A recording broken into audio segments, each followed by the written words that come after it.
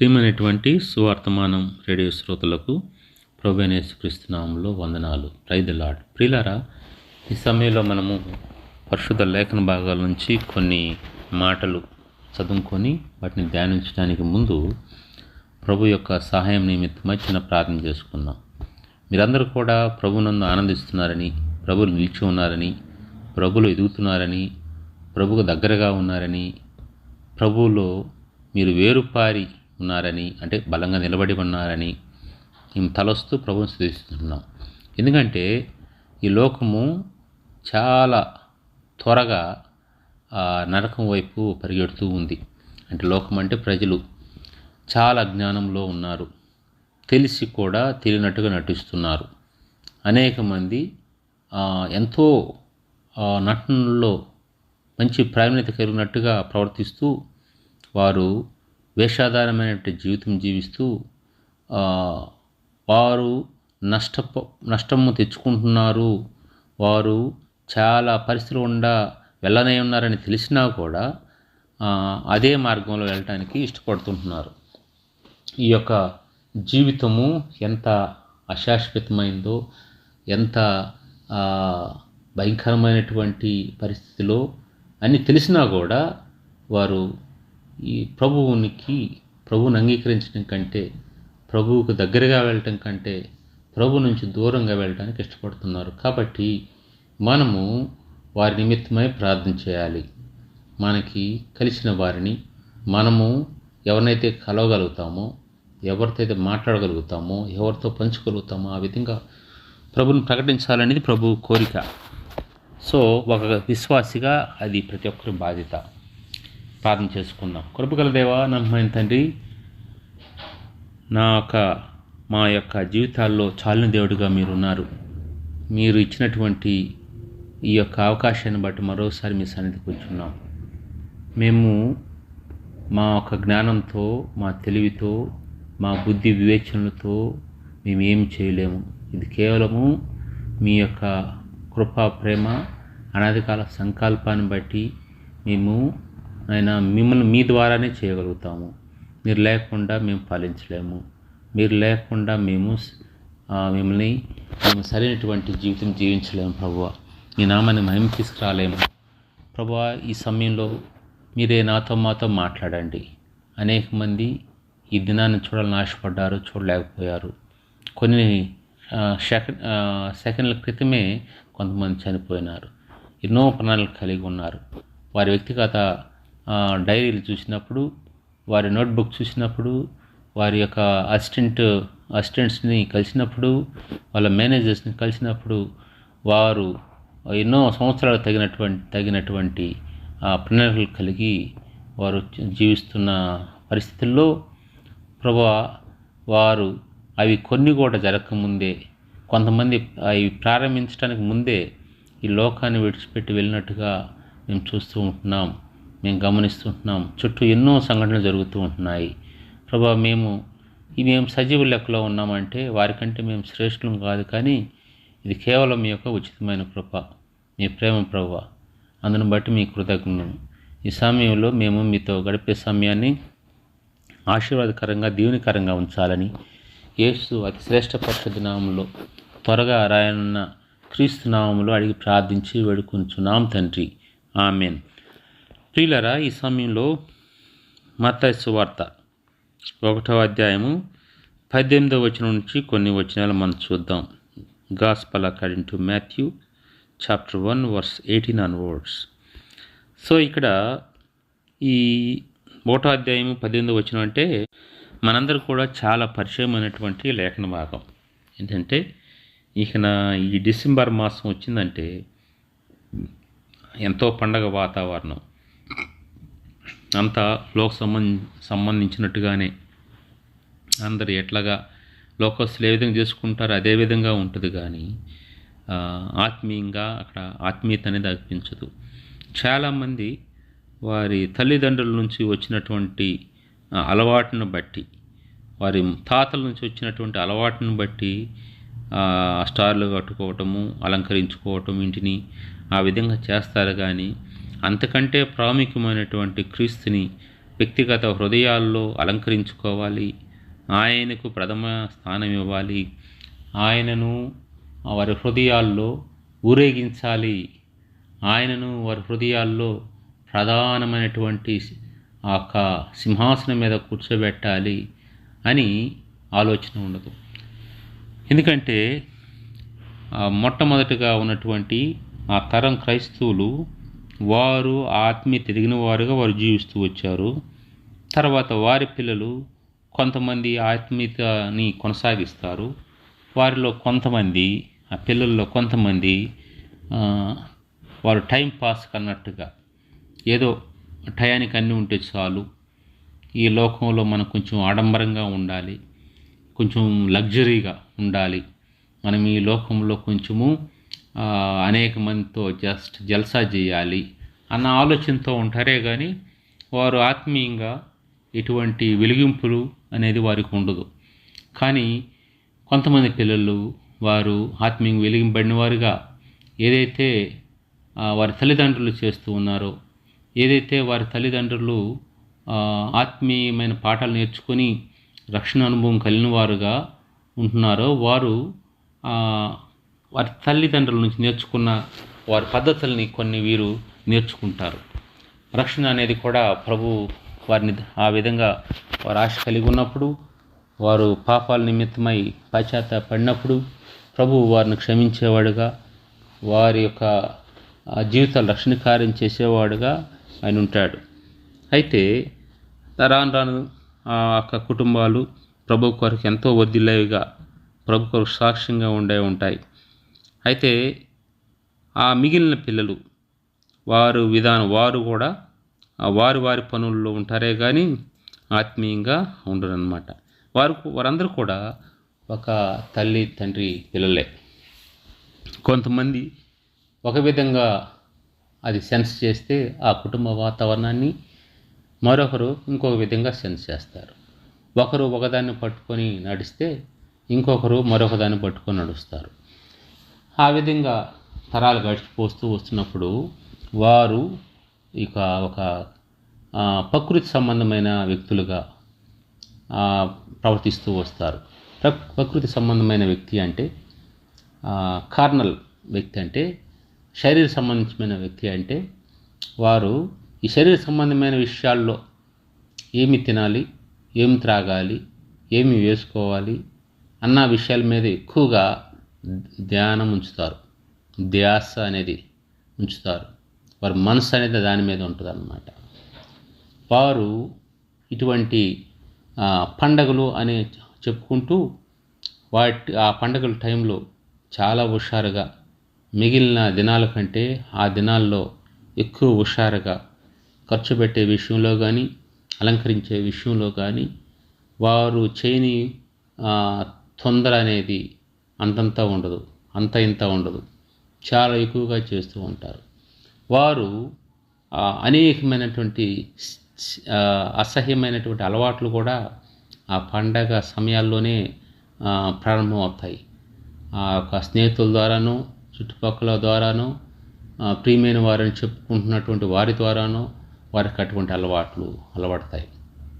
ఏ గూటి పక్షులు ఆ గూటికి చేరుకుంటాయి. అంటే ఆ శరీర సంబంధమైన వాటి మీద ఎక్కువ మనసు పెట్టేవాళ్ళు వాళ్ళంతా ఒకచోట చేరుకుంటారు. అట్లా కలిసిపోద్ది వాళ్ళకన్నమాట. ఆత్మీయ పనులకి, ఆత్మ కార్యాలకి సంబంధించిన వారంతా ఆత్మ కార్యాల మీద మనసు పెడతారు. ఆ విధంగా వారు జీవిస్తారు. ఇక్కడ మనం గమనించాల్సిందంటే ఈ యొక్క క్రిస్మస్ మాసంలోకి అడుగుపెట్టినప్పుడు అనేకమైనటువంటి అంటే గృహాలు అలంకరించబడినాయి. అనేకమైనటువంటి గృహాల్లో నక్షత్రాలు, ఒక స్టార్లు ఆ నక్షత్రాలను బయట హ్యాంగ్ చేస్తూ ఉంటారు అన్నమాట. రకరకాల కలర్లతో వాటిని అలంకరిస్తూ ఉంటారు. అనేకమైనటువంటి షాపింగ్ మాల్స్, అనేకమైనటువంటి ఆఫీసులు. సో ఎవరికి తగినట్టుగా ఎక్కడ ఏది చేయగలుగుతామో అంతగా అలంకరణ అనేది చేస్తారు. కానీ ఆ అలంకరించడానికి ఆ విధంగా చేయడానికి కారకుడైనటువంటి దేన్ని బట్టి వారు అట్లా చేస్తున్నారో, ఆయన ఎవరో, ఎందుకు వచ్చాడో, అసలు ఆయన యొక్క రావటంలోని ఉద్దేశం ఏంటో అన్నది ఎవ్వరూ తెలుసుకోవడానికి ఇష్టపడరు. చాలామంది ఏదో కొద్దిగా శేషము రెమనెంట్ అనేది వారు దానికి ఇష్టపడతారే కానీ మిగిలిన వారు ఆ యొక్క ప్రభువుని దూరంగా పెడతారు. ఆ ప్రభువుకి ఇవ్వాల్సినటువంటి ప్రాధాన్యత వారెవరు. ఆ ప్రభువులో ఉన్నటువంటి ఆ గొప్ప ఆనందము ఇది ఒక డిసెంబర్ నెలకో ఒక క్రిస్మస్కో పరిమితం కాదు, కానీ అది ప్రతి దినం కూడా ఆ ప్రభు ఇచ్చే ఆనందం, ఆ రక్షణ ఆనందం ఎంతో గొప్పది అన్న సత్యాన్ని చాలామంది గమనించరు. వారు ఆ ప్రభువుకి ప్రాధాన్యత ఇవ్వరు. ఆ ప్రభువు వారి హృదయంలో ఉండడు. ఆ ప్రభువు వారి హృదయంలో అలంకరింపబడడు. ఆ ప్రభువుకి ఆ హృదయంలో స్థానం ఉండదు. ఆ ప్రభు చాలా రకాలుగా ఇగ్నోర్ చేయబడుతూ ఉంటాడు, అశ్రద్ధ చేయబడుతూ ఉంటాడు. ఆయన పరిస్థితి ఎంతో బాధాకరంగా వేదనకరంగా ఉంటుంది. ఎందుకంటే ఈ మనుషులు ఈ యొక్క న్యాచురల్ మ్యాన్, కార్నల్ మ్యాన్ ఏం చేస్తాడంటే తను ఈ లోక సంబంధమైన పద్ధతులతోనే చేయాలనుకుంటాడు, లోక సంబంధమైన పద్ధతులతోనే ఉండాలనుకుంటాడు, కానీ ఆ ప్రభువుని అంతగా పట్టించుకోడనమాట. ఇప్పుడు ఈ యొక్క ప్రభు ఆయన ప్రభువుని మనం ప్రేమ అనవచ్చు. దేవుడు ప్రేమ అయి ఉన్నాడు కాబట్టి ఆ ప్రేమ ఈ లోకానికి రావటంలో ఎటువంటి సంఘటనలు చోటు చేసుకున్నాయి, ఆ ప్రేమ ఈ లోకంలోకి వచ్చి ఎటువంటి పనులు చేసింది అన్న విషయాలు మనం చూస్తే మనము ఎంతో ఆశ్చర్యశక్తులు అవుతాం. మనకు మనసు పెట్టి ఆలోచిస్తే, కొంత సమయం కేటాయిస్తే ఆ కార్యాలు ఎంత గొప్పయో అనేది మనం గుర్తిరుగుతాం. వాటికి మనం ఆలోచించడానికి చోటు ఇవ్వము, సమయం ఇవ్వము. మనం అంతా కూడా మన కన్నులకు ఏది తగ్గుపడుతుందో, చెవులకు ఏదైతే వినపడుతుందో, కన్నులకు ఏదైతే కనపడుతుందో వీటి మీదే మనసు పెట్టేసి వాటి ప్రభావంతో మనము లోకంలో కలిసిపోతూ ఉంటాం. లోక పనులతో అట్లా ఉంటాం. కానీ ఈ యొక్క ఆత్మీయంగా మనము ఈ యొక్క ప్రభువు మన నుంచి ఏం కోరుతున్నాడు, ఏమి ఆయన ఆశిస్తున్నాడు, ఆయన యొక్క గొప్పతనం ఏంటి అన్న దాని మీద ఎక్కువగా మనసు పట్టించుకోరన్నమాట. ఇక్కడ మనం కొన్ని మాటలు చూద్దాం. మత్తయి సువార్త 1వ అధ్యాయము 18వ వచనం చూస్తే, యేసుక్రీస్తు జనన విధం ఎట్లనగా, ఆయన తల్లి అయిన మరియా యోసేపునకు ప్రదానము చేయబడిన తరువాత వారేకము కాక మునుపు ఆమె పరిశుద్ధాత్మ వలన గర్భవతిగా ఉండెను. పరిశుద్ధాత్మ వలన గర్భవతిగా ఉందంట. ప్రదానం అయిపోయింది యోసేపుతో. అయితే వారు ఏకం కాలేదు, వారు ఇంకా వివాహం కాలేదు. వారు ఏకం కాక మునిపే ఆమె గర్భవతిగా ఉన్నదన్నమాట. ఇక్కడ మనం గమనించాల్సిందంటే, యోసేపు ఎవరితో అయితే ఆమెకు ప్రదానం చేయబడిందో అతను ఈ వార్త విన్నప్పుడు తట్టుకోలేని వ్యక్తిగా ఉండొచ్చు. అది ఎవరున్నా కూడా ఆయన స్థలంలో ఆ విధంగా ఉంటుంది. కానీ అతను నీతిమంతుడు కాబట్టి తను ఆలోచించిన విధానం ఏంటంటే, మరి మీద ఏదేదో మాట్లాడి ఏదో చేయలేదు. కానీ ఆమె అక్కడ 19వ వచనంలో ఆమె భర్త అయిన యోసేపు నీతిమంతుడై ఉండి ఆమెను అవమానపరచనొల్లక రహస్యంగా ఆమెను రహస్యంగా విన్నాడు అనుకున్నాడు. అతను నీతిమంతుడు కాబట్టి నీతిమంతుని యొక్క లక్షణము మనం గమనించవచ్చు. కాబట్టి ఆయన తను ఏ విధంగా కూడా అవమానపరచాలని ఇష్టపడకుండా ఆ విధంగా విన్నాడాలనుకున్నాడు.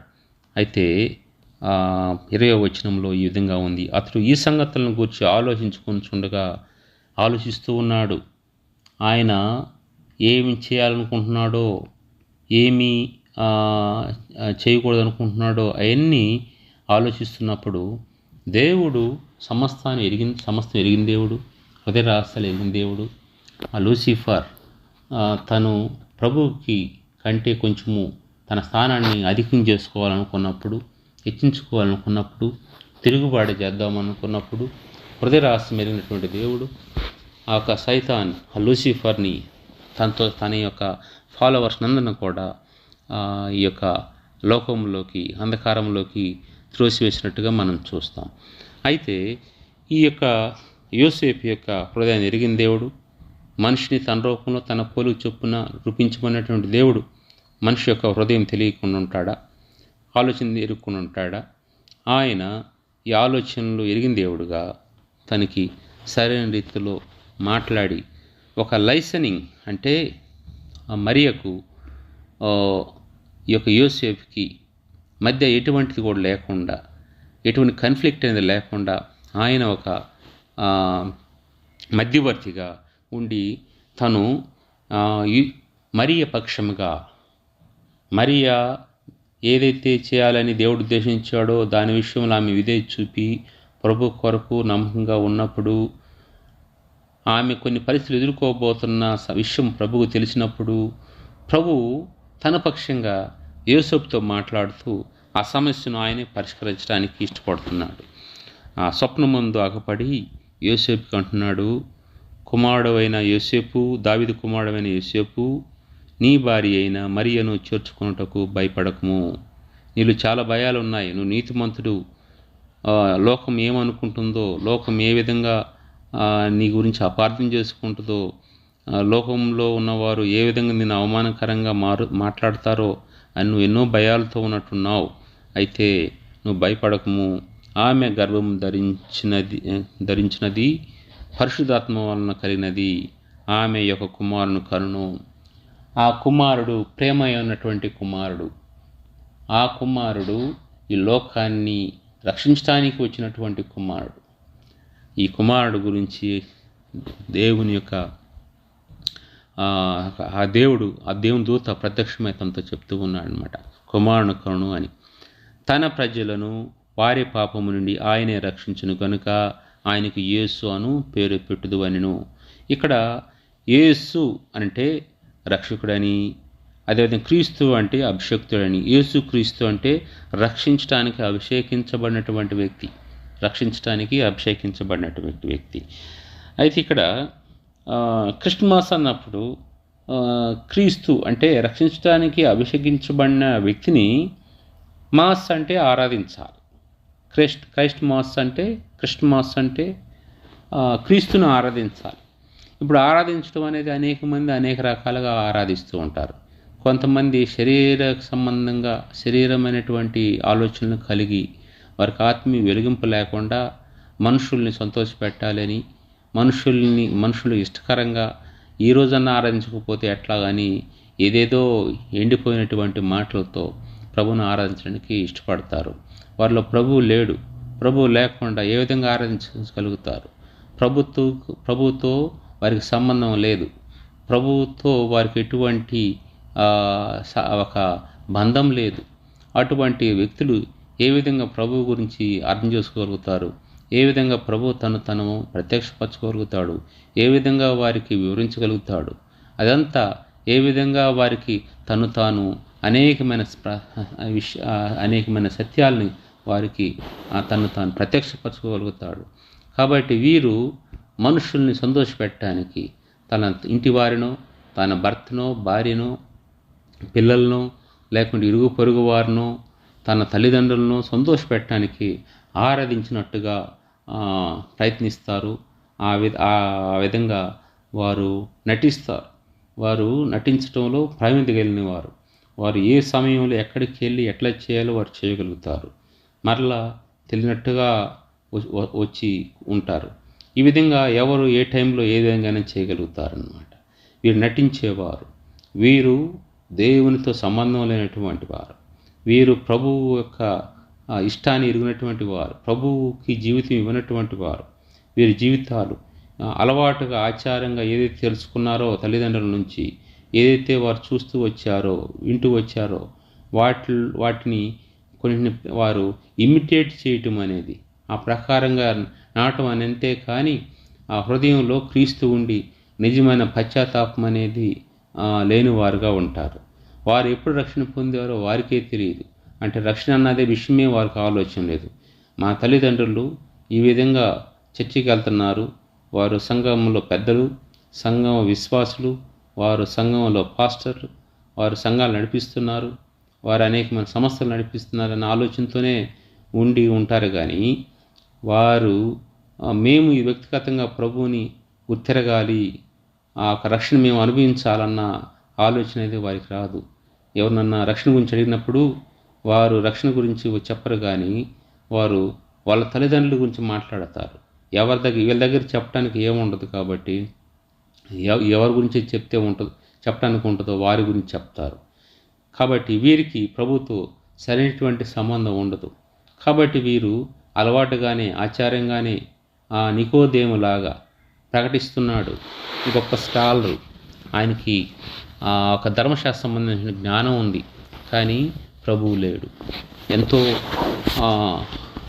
ఆత్మీయ పరిపక్వత లేని వ్యక్తిగా మాట్లాడుతూ వస్తున్నాడు ఆ నికోదేము అనే అతను. మీరు ఈ యొక్క బైబిల్ గ్రంథంలో అతని గురించి రాయబడి ఉంటుంది, మీరు చూడవచ్చు.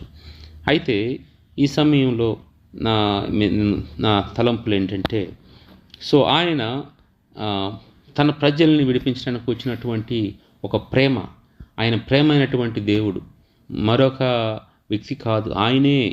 ఆయనే తన ప్రజలను వారి పాపాల నుంచి విడిపించేవాడు. ఆయన ప్రేమ అయినటువంటి దేవుడు. అంటే ప్రేమ ఈ లోకంలో రక్త మాంసాలతో ఈ లోకమునికి వచ్చింది. ఆ ప్రేమ ఒక శిశువుగా ఈ లోకానికి వచ్చింది. ఆ ప్రేమ ఒక తల్లి గర్భం నుంచి ఈ లోకానికి వచ్చింది అని గమనించాలి. ఆ ప్రేమ ఎంత గొప్ప ప్రేమ అంటే కపటం లేనటువంటి ప్రేమ. ఆ ప్రేమ ఎటువంటి అన్యాయము తలపెట్టే ప్రేమ కాదు, ఎటువంటి మోసం చేసే ప్రేమ కాదు. ఆ ప్రేమ నటించే ప్రేమ కాదు. ఎక్కడున్నా ఆ ప్రేమ ఒకే విధంగా ఉంటుంది. ఎక్కడున్నా కూడా ఆ ప్రేమ ప్రేమించేదిగానే ఉంటుంది అన్నమాట. అటువంటి ఆ ప్రేమ అయినటువంటి యేసు ప్రభువారు మనల్ని ప్రేమిస్తూ ఏమన్నాడంటే, యోహాను సువార్త 3:16లో దేవుడు లోకమును ఎంతో ప్రేమించును కాగా ఆయన తన అద్వితీయ కుమారునిగా పుట్టిన వానియందు విశ్వాసం ఉంచువాడు నశింపక నిత్య జీవం పొందినట్లు ఆయన అనుగ్రహించును అంటాడు. అంటే ఆ ప్రేమ లోకాన్ని ఎంతో ప్రేమించిందనమాట. అంటే నిన్ను నన్ను ప్రేమిస్తున్నాడు. కాబట్టి ఆ ప్రేమ ఈ లోకానికి వచ్చే విషయంలో ఇటువంటి సంఘటనలు చోటు చేసుకున్నాయి. ఇక ఆ ప్రేమ గురించి ఇంకో ముందు చెప్పబడిందంటే, ఆ ప్రేమ గురించి కొన్ని పాత నిబంధనలో అనేక చోట్ల రాయబడి ఉందన్నమాట. ఇట్లా జరుగుతాయని కొన్ని వందల సంవత్సరాల క్రితమే ప్రభువారు ఈ విధంగా జన్మిస్తారు, ఈ విధంగా ఒక కన్యకు జన్మిస్తాడని రాయబడి ఉంటుందన్నమాట. సో నా ఒక ముఖ్య ఉద్దేశం మీతో పంచుకునే ఉద్దేశం ఏంటంటే, ఈ ప్రేమ గురించి ఈ యొక్క 19వ అధ్యాయము 10వ వచనంలో, లోకాసు వార్త 19వ అధ్యాయం 10వ వచనంలో ఏమంటుంది, నశించిన దాన్ని వెదకి రక్షించడానికి మనుష్య కుమారుడు లోకానికి వచ్చాడనే ఉంటుందన్నమాట. నశించిన దాన్ని అంటే మనం నశించిపోతుంటే ఈ ప్రేమ ఏం చేసిందంటే, వారు నశించిపోయారు అనుకోకుండా ఆ ప్రేమ ఎదుక్కుంటూ వచ్చిందనమాట. తండ్రితో ఉండుట విడిచిపెట్టకూడని భాగ్యమని ఎంచుకోకుండా ఆ ప్రేమ ఏం చేసిందంటే తండ్రిని విడిచిపెట్టి ఈ లోకానికి వచ్చింది. వచ్చి ఈ లోకంలో ఏదన్నా బాగా సౌఖ్యంగా సంతోషంగా చాలా గొప్పగా జీవించాలని కాదు ఆ ప్రేమ వచ్చింది. ఆ ప్రేమ అనేకమైన పరిస్థితిని ఎదుర్కొని అనేకమైనటువంటి మానవాళి కొరకై ఈ ప్రపంచ మానవాళికి మరణించడానికి వచ్చింది ఆ ప్రేమ. ఆ క్రమంలో మొట్టమొదటికి ప్రేమ ఆ పాపిని వెతుకుతూ ఉంది. ఆ నరకం వైపు పరిగెడుతున్నటువంటి ఆ పాపిని వెతుకుతుంది. ఒక నిత్య నాశనం వైపు వెళుతున్నటువంటి, చాలా వేగంగా వెళుతున్నటువంటి, సూపర్ సానిక్ వేగం కంటే ఎక్కువగా వెళ్తున్నటువంటి పాపిని ఎతుకుతూ వస్తుంది ఈ ప్రేమ. ఆ క్రమంలోని రక్షణ పొందిన అయినటువంటి నీవు నేను మనం పట్టబడినాం ఆ క్రమంలోనే. ఇక్కడ విషయం ఏంటంటే, మనిషి యొక్క ప్రేమ ఎలా ఉంటుంది, దేవుని ప్రేమ ఎలా ఉంటుందని కొన్ని విషయాలు నేను పంచుకోవాలనుకుంటున్నాను. ఇక్కడ ఆ ప్రేమ ఈ లోకానికి ఈ విధంగా యేసుక్రీస్తు అనే పేరుతో ఈ లోకానికి వచ్చింది ఆ ప్రేమ. తర్వాత మనకి ఆ కథ అంతా తెలుసు, ఏం జరిగిందనేది మనకు తెలుసు. మీరు తర్వాత వచ్చిన చదవండి. విషయం అంటే, ఈ ప్రేమ ఏ సమయంలో ఎవరినైనా ఎక్కడైనా ప్రేమించగలుగుతుందని చెప్పాను. ఇక్కడ మనుష్య ప్రేమల గురించి, దేవుని ప్రేమ గురించి కొన్ని వివరించాలనుకుంటున్నాను. నాకు తెలిసినటువంటి ఒక కుటుంబం, అది మా తల్లిదండ్రులు చెప్తూ వచ్చారు. నాకు కూడా ఆ కుటుంబం గురించి ఐడియా ఉంది. ఆ కుటుంబంలో జరిగిన సంఘటన ఏంటంటే, తల్లి ఎంతో కష్టపడి ఎంతో కూలి పని చేసి తండ్రి లేకపోయినాయి తను ఎండకి ఎండుతూ వర్షానికి తడుస్తూ తను తినక అయ్యో ఇది నేను ఖర్చు పెడితే నా పిల్లాడికి ఏదైనా దేనికన్నా తక్కువైద్దేమో అన్న ఆలోచనతో నేను ఈ మంచి బట్టలు తీసుకుంటే నా పిల్లవాడికి నేను సరైనది తీసివ్వలేనేమో, ఆ తీయించడానికి కావాల్సినటువంటి మనీ నా దగ్గర ఉండదేమో, అంత సరిపోదేమో అన్న ఆలోచన కలిగి ఆమె తన బట్టలు తీసుకునే విషయంలోనూ తనకి కొంత అంటే తక్కువలో తీసుకునేది, తను తినే విషయంలోనూ కూడా తక్కువగానే ఆలోచించేది. తను చేసే అనేకమైన పనులు చేస్తూ కష్టపడుతూ ఉండేది. ఎందుకంటే అది ఒకే స్థలంలో జీవిస్తున్నారు కాబట్టి ఇరుగు పొరుగు వారి నుంచి కూడా ఈ విషయాలు చాలా విషయాలు తెలుస్తూ ఉంటాయి. అంత కష్టపడి కొడుకుని ఏ రోజు కూడా కొడుకుకి కష్టం లేక అంటే లోటు లేకుండా మంచి చదువు అందించింది. ఆ ఫీజులు ఏదైతే కట్టాలో టయానికి కడుతూ వచ్చింది. ఒకసారి కాపోయినా కొద్ది ముందు వెనకో కడుతూ వచ్చింది. సో అతను మంచి చదువుకున్నాడు, ఒక బ్యాంక్కి ఉద్యోగస్తుడు. ఆ తల్లి ఆ విధంగా కష్టపడింది కాబట్టి ఆ కుమారుడు ఒక స్థితిలో ఉండగలిగాడు, ఒక గుర్తించదగినటువంటి స్థితిలో, ఈ లోకం గుర్తించదగినటువంటి స్థితిలో, గౌరవించదగిన స్థితిలో అతను ఉన్నాడు. అయితే వారు హైదరాబాద్ పట్టణానికి వెళ్ళటం జరిగింది తన యొక్క ఉద్యోగాన్ని బట్టి. తల్లి తను ఆ గ్రామంలో, ఆ కాలనీలో, ఆ ఊరు వాతావరణంలో పెరిగింది కాబట్టి ఆమె అక్కడే ఉండటానికి ఇష్టపడింది. కానీ ఒకసారి తన పిల్లలను చూద్దామని, మనవలను చూద్దామని, కొడుకుని కలుద్దామని అక్కడికి వెళ్ళినప్పుడు అక్కడ హైదరాబాదు యొక్క పరిస్థితులతో అలవాటు పడినటువంటి ఆ యొక్క కొడుకు, తన యొక్క కోడలు, వారు ఈ యొక్క ప్రేమను గుర్తిరగలేకపోయారు. ఈ ప్రేమ ఎటువంటి ప్రేమో, ఎన్ని త్యాగాలు చేసిందో ఈ ప్రేమ, ఆ ప్రేమను గుర్తిరగలేకపోయారు. ఇంటికి వచ్చినటువంటి వారితో నా అత్త అని చెప్పుకోలేని పరిస్థితుల్లో ఆమె. ఎందుకంటే ఈ ప్రేమ అంతగా అంటే ఒక అందంగా అగుపించలేకపోవచ్చు. ఆ ప్రేమ అనేకమైన కష్టాలతో బాగా వాడిపోయినటువంటి ఆకువలే ఉండవచ్చు. ఆ ప్రేమను ఆమె చూసినప్పుడు ఆమెలో ఉన్న ప్రేమను అర్థం కాలేదు. కానీ ఆమెకి ఏం అర్థమైందంటే ఈమె ఒక ముసలామె అని, ఆమెని ఒక పని ఆమె అనేది ఆమెను చూసింది. ఒక పని ఆమె అని చూసేసి వచ్చిన వారికి ఆమె పని మనిషి అని చెప్పింది. చూడండి ఆ పరిస్థితి ఏ విధంగా ఉంటుందో ఆలోచించండి. అది వాళ్ళ భార్య చెప్పిందా లేకపోతే కొడుకు చెప్పాడా తెలియదు, కానీ ఆమె మాత్రం తిరిగి ఇంటికి వచ్చేసి ఎక్కువ ఉండకుండా తిరిగి వచ్చేసి అదే దాని గురించి ఆలోచిస్తూ దిగులు పడి ఆమె తర్వాత చనిపోవటం అనేది జరిగిందనమాట. ప్రియులారా చూడండి, దేవుని ప్రేమ ఒకవేళ ఆమె స్థానంలో పెడితే సో ఏ విధంగా ఉంటుంది పరిస్థితి ఆలోచించండి. ఎవరి స్థానంలో, ఆ కొడుకు స్థానంలో లేకుంటే ఆ కోడల స్థానంలో పెట్టామంటే ఆ ప్రేమ ఆ ముసలామెని ఎంతో కష్టపడి ఎంతో త్యాగాలు చేసినటువంటి ఆమెని ఆ విధంగా పరిచయం చేసేవాడా ఆ ఇంటికి వచ్చిన వారితో. ఆ ప్రేమ ఎక్కడున్నా కూడా, ఎటువంటి పరిస్థితులు ఉన్నా కూడా నిజంగా ప్రేమించే ప్రేమ అది. ఆ ప్రభు ఒకవేళ తనే ఒక మరి అనుకో, కానీ ఆమె అనేవాడు, నా తల్లి అని చెప్పుకునేవాడు. సో అది నిజమైన ప్రేమ. ఎన్ని పరిస్థితులు వచ్చినా, ఎన్ని ఆటుపోట్లు వచ్చినా, ఒడిదుడుకులు వచ్చినా, వాటన్నిటిలో కూడా ప్రేమ అనేది చాలా ప్రాముఖ్యమైన విషయం గమనించారు. ప్రియులారా, కొంతమంది అయితే వారు తల్లిదండ్రులు పిల్లల్ని చూడటానికి స్కూల్ దగ్గరికి వెళ్ళిపోతే నువ్వు ఎందుకు వచ్చావు అని గొడవ పెట్టేవారు. ఎందుకంటే ఆ పక్కన వారు చూసినప్పుడు ఇక ఈ మీద ఇట్లా ఉంది, నీ తల్లిదండ్రులు ఇట్లాంటి వాళ్ళు అట్లాంటి వాళ్ళు ఈ విధంగా ఉన్నారు ఏందా అని అంటారేమో అని సిగ్గుపోయిద్దేమో అన్నట్టుగా వారి మీద కోప్పడి మీరు ఇక్కడ ఎందుకు వచ్చారు, స్కూల్కి రావద్దు, ఇంకో చోటకు రావద్దు అని వారి విషయంలో అట్లా ప్రవర్తించే ఉన్నారు ఎంతోమంది. తల్లి ఇప్పుడు ఎవరైనా ముసలి వారు అగిపించినప్పుడు వారి బంధువులు అర్పించినప్పుడు, లేకుంటే వారి ఇంట్లో వాళ్ళు అర్పించినప్పుడు, ఈమె నా తల్లి, ఈమె నా తండ్రి, ఈమె నా అక్క, నా చెల్లి, ఎందుకంటే వాళ్ళున్న పరిస్థితిని బట్టి, వారికి ఉన్నటువంటి ఆ ఒక అపియరెన్స్ని బట్టి సో ఒప్పుకోలేని పరిస్థితిలో ఉంటారనమాట. అది కాదు నిజమైన ప్రేమ. ప్రేమ ఎక్కడున్నా కూడా వారిని ప్రేమిస్తుంది, హత్తుకుంటుంది. పరిసరాల ప్రభావం వారి మీద ఉండదు. ఈ ప్రభు అయిన యేసుక్రీస్తు వారు ఈ లోకానికి ఈ విధంగా రావటము, ఈ విధంగా మన కొరకు ఆయన అనేకమైన శ్రమలను అనుభవించి ఆ శిలువలో మరణించడం అనేది ఆ ప్రేమ పరిసరాలను బట్టి మారే ప్రేమ కాదు. ఆ ప్రేమ ఏ పరిస్థితిలో ఉన్నా, ఎక్కడున్నా, మనం ఎటువంటి స్థితిలో మనం ఉన్నా కూడా ఆ ప్రేమ మనల్ని ప్రేమించే ప్రేమ. అటువంటి ప్రేమ నీవు నేను కలిగి ఉండాలని ప్రభువు ఆశపడుతున్నాడు.